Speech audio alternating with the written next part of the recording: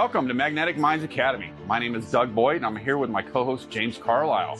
Our episode tonight that we're going to be doing is a wrist, and we have Zachary here again. Thank you, Zachary, for coming in again and being a volunteer.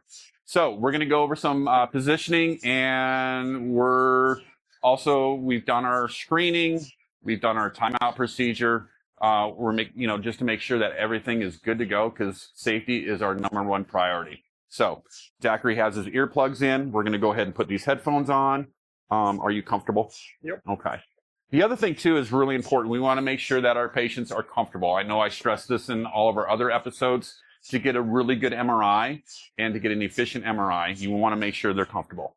So we feel that this is the hardest part of doing wrist, is when their arm is down to their side. And we're going to show you why here in just a few minutes. We're going to go ahead and get Zachary placed. So Zachary, I'm going to go ahead and put your hand. And what we're using tonight is the hand and wrist coil. There's other coils that you can use. You can use the knee coil. I've seen wrist done in the head coil. But generally, if you have a hand and wrist coil, this is the best coil to use. Yeah, absolutely. Well, and as Doug was alluding to earlier, the difficulty of this too Pinch your hand. is that it's not going to be at isocenter with the arm by the side like this. So we're going to have to contend with fat set issues, signal. So there's, luckily for the patient's comfort, they'll be able to hold still.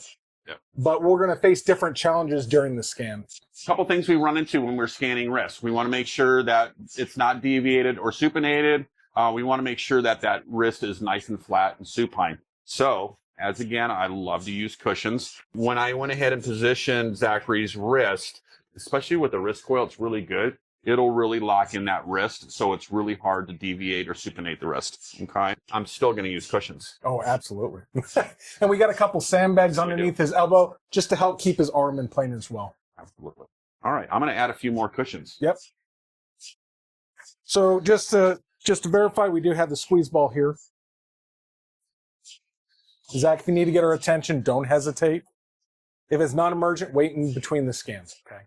I'm going to put a little bit more cushion up here, just because when we're scanning extremities, if it's at a certain place or if it's uncomfortable, their arm can go numb. So we want to try to relieve any of that pressure that's off the radial or ulnar nerves in the arm and the forearm. So where I'm going to center is usually going to be at this little bone here, with the radial bone here. That's where my landmark is going to be. That's always a good point of where I like to center them, which is usually going to be right at the wrist joint.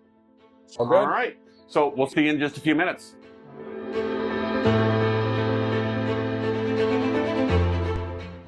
Zach, can you hear my voice? No, can you not hear me?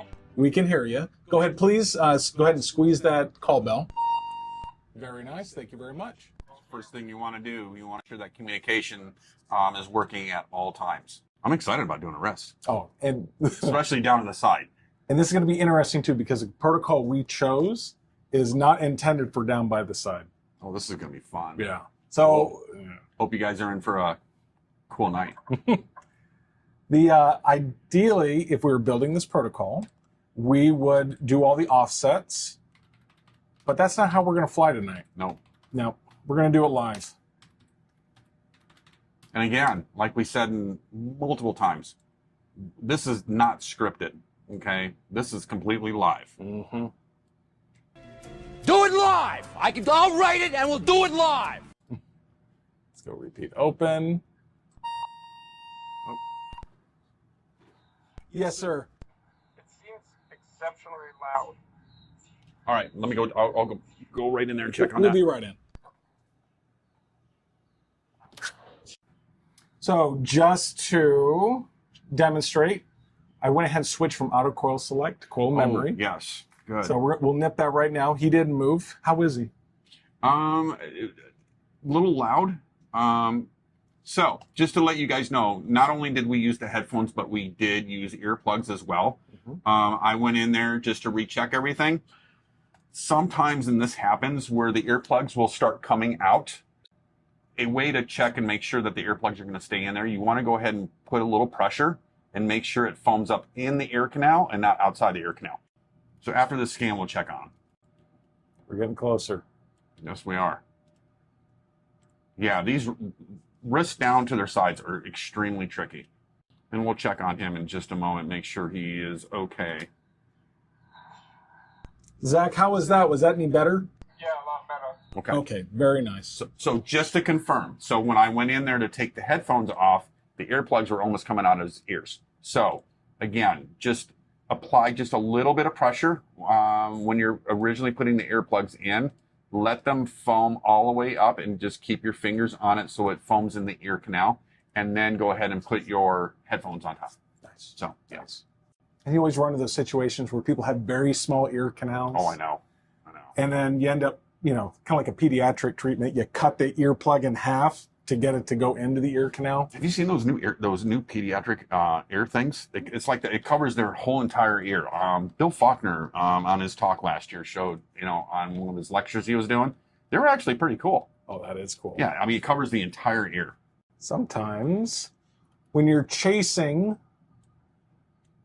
an extremity, sometimes you have to be careful and not to chase the oversampling. I've done that a few times. Yeah. Oh, it happens. That's a really good thought. We had an issue about 2 years ago when we were doing this at one of my sites with one of my students. We were chasing the oversampling. Yep.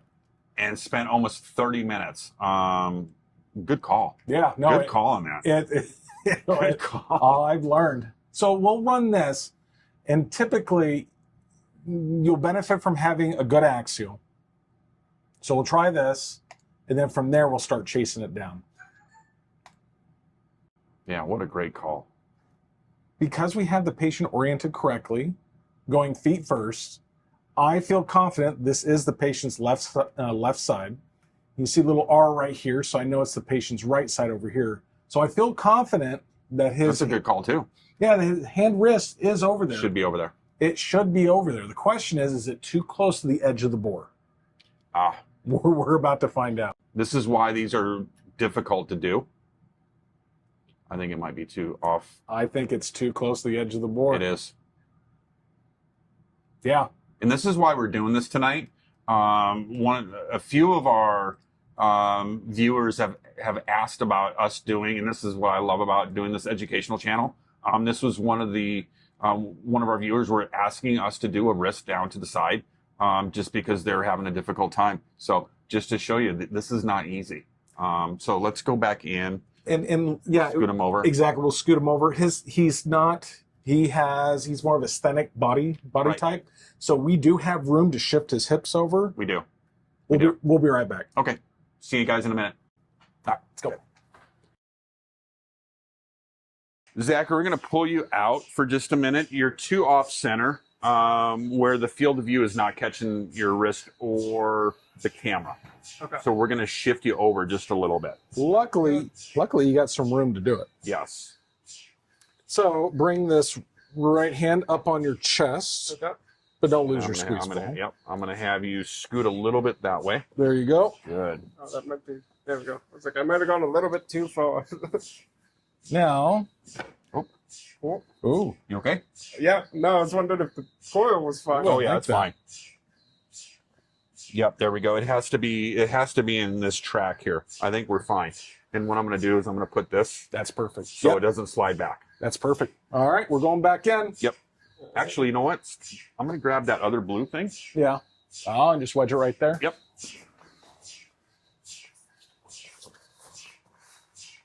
Okay.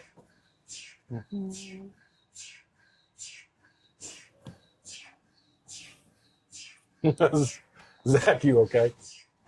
I'm fine. You okay? Yep. Oh, yeah. I'm just covering my mic.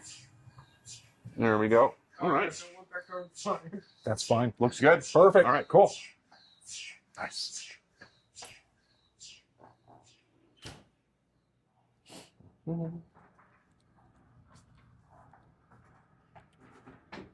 All right, we're back. We are back. So yeah, the coil was off the field of view. As you can see, what I did is I rolled up the cushion, slid Zachary over. James had Zachary come over a little bit towards him, and then I rolled up the cushion in between the bore and the coil so the coil wouldn't slide back. So Nice. Oh yeah, there we Oh. go. There we go. Hey. Hey there.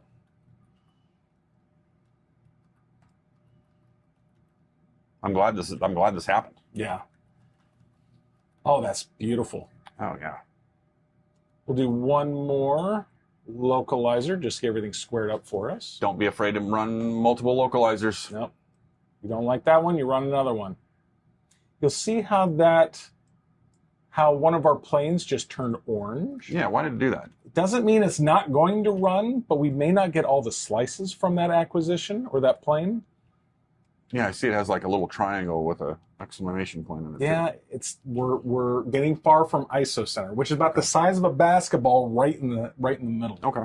So I'll wait for this localizer to finish, and then we'll correct the orientation. Now, James, I got a question. So, and I'm sure we get these questions all the time.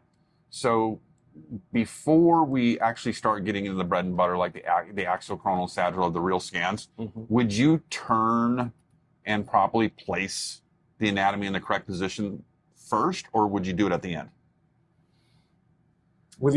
Depending on your comfort level, Yes. I think it's convenient, especially if you're starting out, to correct it before you progress any further. Okay. But if you've done 100 of these already and you feel comfortable, you can correct for it after the fact. Okay. No, I agree, because you don't want to mislabel the wrist. I mean, we are doing the left wrist. You don't want to send it over to PACS and make it look like a right wrist and have the radiologist read it. If that happens, you're going to be in a lot of hot water legally, and especially if the patient has surgery on the incorrect side. I want to select series, and I'm playing it safe, just doing a rotate 90 degrees. Oh, very nice. There we go. That's what I want right there. Cool. All right. So with our box angle coverage method, since Love that. Let's talk about that box angle coverage method. you only need 2 out of 3 planes to be correct. You can trust that.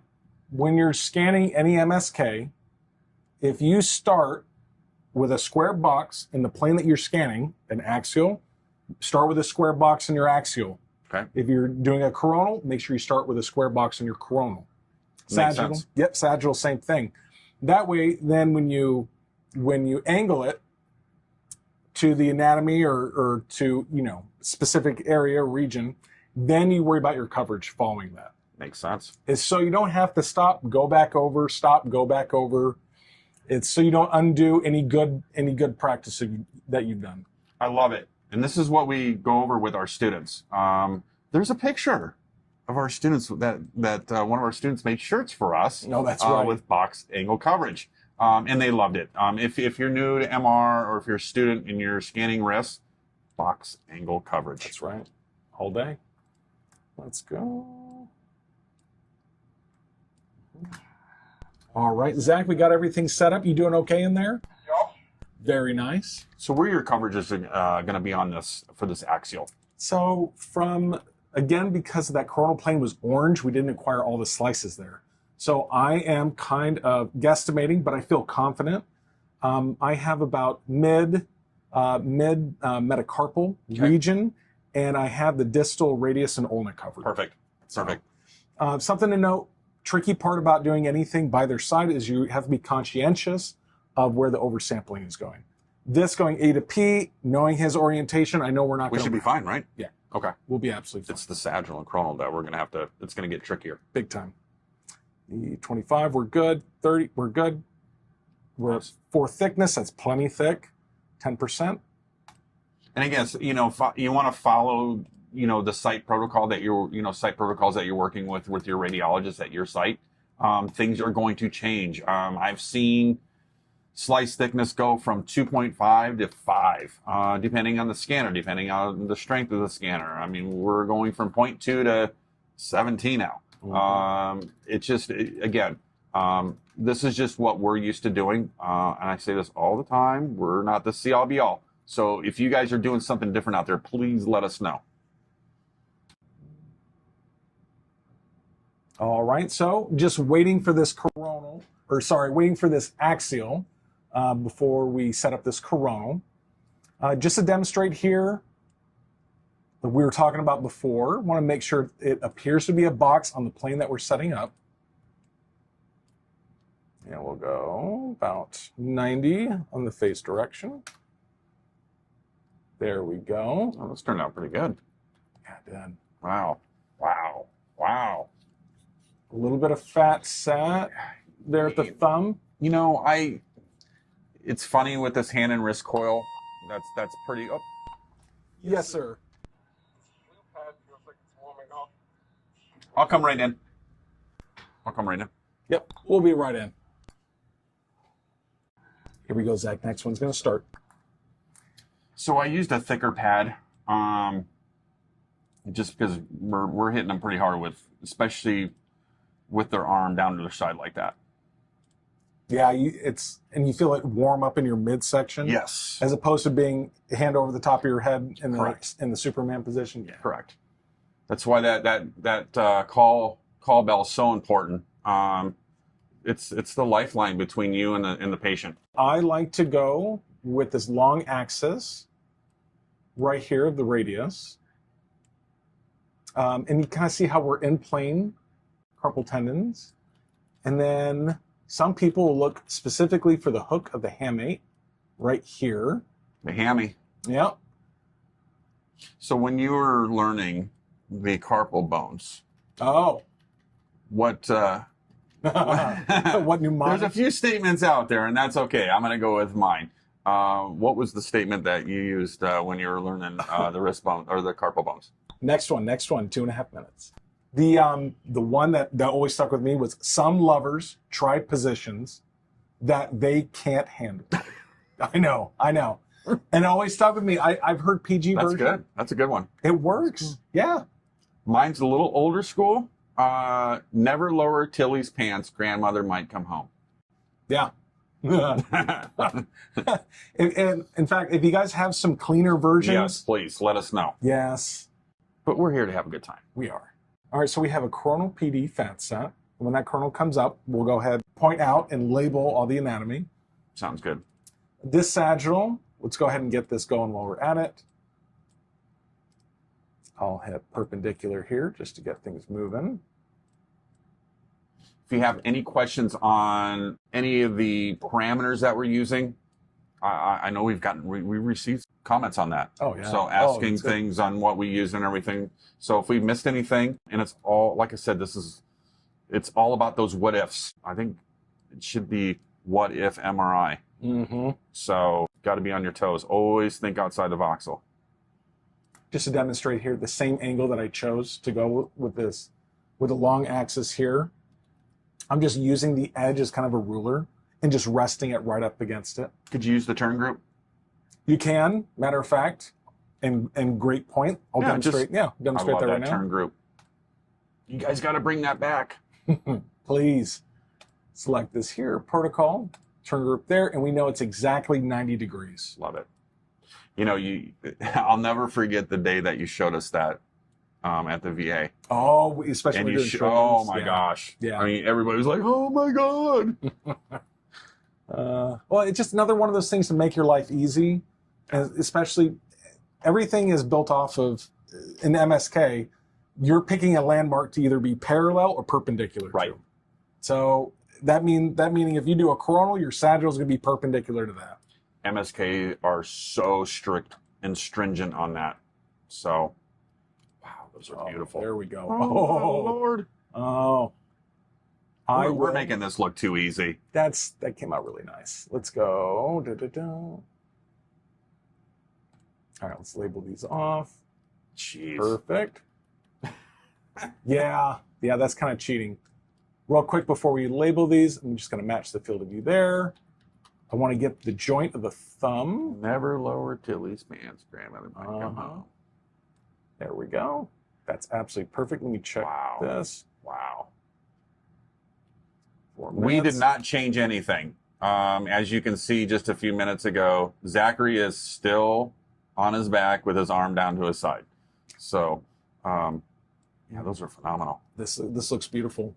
Tricky part though, because his hand is down by his side, this oversampling is going the wrong direction. We're going to change the phase coding to go foot to head. Good call. Then we're going to go to 100 on the field of view phase to match our coverage. Good call. We still need more oversampling, even though we only have to contend with the hand wrist coil. Just to play it safe, we'll go to 100. Our SNR just went up to about 1.2. We drop an average. Oh, I was going to ask you, you know, when you were talking about the other episode about how you open up a sequence and it starts at 1. Okay. What are your limits? So if you're doing a fat sat or if you're doing a TL, what is your limits on your SNR? Great question.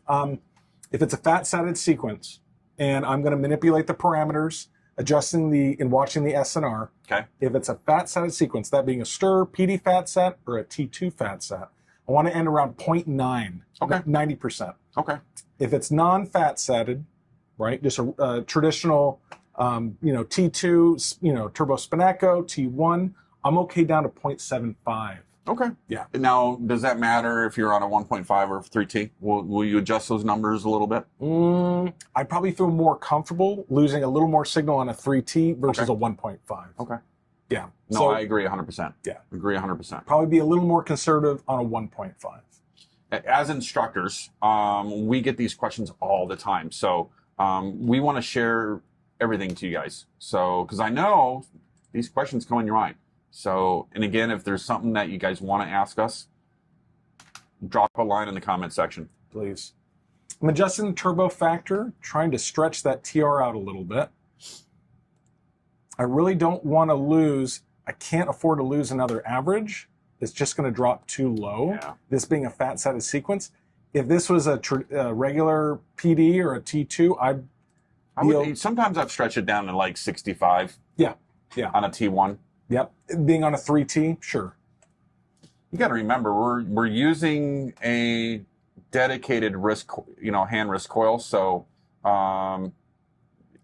I believe you're going to have a little bit more flexibility versus if you did it like in the knee coil. Correct. Or having a flex coil easily. Yes. Yeah. Oh, you're tempting me, Doug. You're tempting me. 0.71, we'll go to 100. 7.5. I'm good with it. You good with Let's it? run it. Let's just do it. I think it's going to be fine. You see down here, we do have our stirs on hand. If we were to have, luckily, we were able to move that hand wrist coil closer to isocenter, not to have any issues. But if we were to have fat sat issues, then we would easily have those stirs on hand to help out. That or a Dixon effectively do the same thing. Dixons are awesome. Yeah. Just a point here at the carpal bones. We have a scaphoid, lunate, triquetrum, pisiform. Then we have the trapezium, trapezoid. Then we have the capitate, and then hamate. Zach, we're on the last one, okay? Here we go. Are gorgeous. We'll select series here. Now that it's finished scanning. Field of view is a little tight there. Oh, those look nice. Oh, he has some issues. Oh. So Zachary is having some issues with his wrist. He is having, actually, it's quite a bit of pain. I can kind of see why. It looks like there's a little bit of signal right above the TFCC there. A little thick. Yeah, it is thick. Right there. Yep. Wow. Go back one more. Right there. See the signal right here? Oh, yeah. Look at that. And we'll zoom in there for you guys too, guys. A lot of it too, I mean, like us, as MRI techs, we're always on the computer. I mean, we're always typing. And that's, I think, is probably one of the most number one complaints is being on the computer, is having that dorsal wrist pain. So, but he does have some signal on one of those, that carpal bone right above. Wow. Yeah, he's got a little inflammation there. Yeah. No note of trauma, just pain with what he does for a living. He is on the computer a lot. It's not surprising. I know we scanned Leah about 2 months ago. Yep. And she had a huge cyst. But yeah, there's fluid that's breaking down here too. Oh yeah, between the his radius and his ulna there. Yeah. But look at oh my gosh, go back 2 more the other way. Look at that cartilage. Oh my gosh. Yeah. Those are gorgeous. Yeah, that looks absolutely beautiful. But there is a little bit of signal right there in between the radius ulna. Yeah. Yeah. You can see here a little bit of that pulse artifact. To prevent that, we could put a sat band there. We're going for time here, but a sat band here on the proximal side would help with that tremendously. But see the triquetrum? Look at the signal in the bone. Yeah, it's bright. See how bright it is? Yeah. Interesting. You know what I would like to do, if we have time? I would like to run a coronal stir. Yeah. I want to see if that goes away. So working, you know, like I said, I worked a lot with a lot of MSK doctors. Sometimes we would see different pathologies that we weren't sure of. Routinely, if we ran a coronal PD, and they would call it their PD-T2 fat sat, if there was any question, we would follow it up with a stir. So I'm just curious. No, and that verifies whether, in fact, whether they actually have a pathology there. Right. And while we have them on the table, we'll get it done. 3 minutes. And when you have a patient on your table, you are going to do them right by following through, and this Yes. is what we're doing. Zach, we'd like to run one more.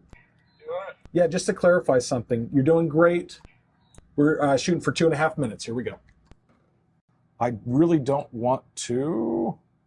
We have good signal. This being a stir, I would like it to have good signal. Okay, do we want to use any oversampling or anything? We're okay. Actually, honestly, We're good. yeah, we're actually Cool. good. I don't know if, again, Can we bring it down to 3? Or do you want to keep the signal? I mean, 3 minutes isn't bad. No, it's not. And we're at 1.04 on the SNR. You want to bump it back up to 4? Yeah, that way do it'll that. look nice. Let's get crazy. Oh, yeah. And again, we're in line with those carpal bones right Those are there. nice. And I will orient that correctly in a moment.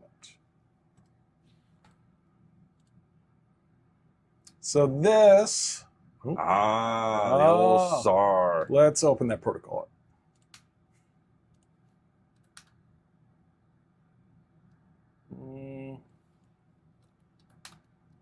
So what are the couple things that you try to do to, Well, what adjustments do you do? I'd like to get it back to 0.9. Okay.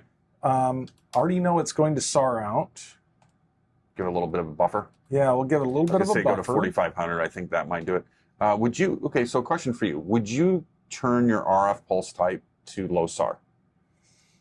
That would effectively, it would effectively adjust our TR and our flip angle right Okay. there. So we kind of did that for the machine. Okay.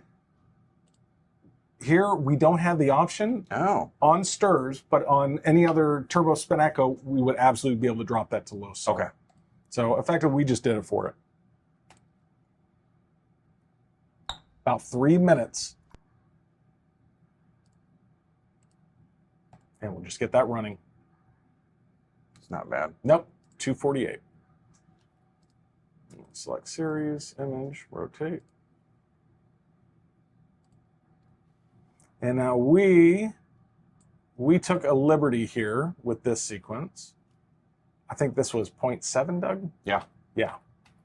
So it's a little hungry, but keep in mind a lot of rads, they like to see a little bit of noise, and that reassures them that you got as high resolution as you possibly could. Right. That's not necessarily a terrible thing if there's a slight bit of noise. So important with trade-offs, especially with small fields of view or smaller extremity work that we do.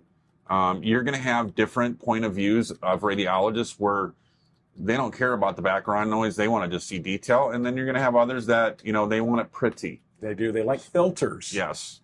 And it might be, again, it's not a trauma injury. That's why I wanted to run this stir. And Hang tight, Zach. We'll be in shortly. this is not all about being pretty. I just want to see if there's going to be any signal that's going to be enhancing on that carpal bone.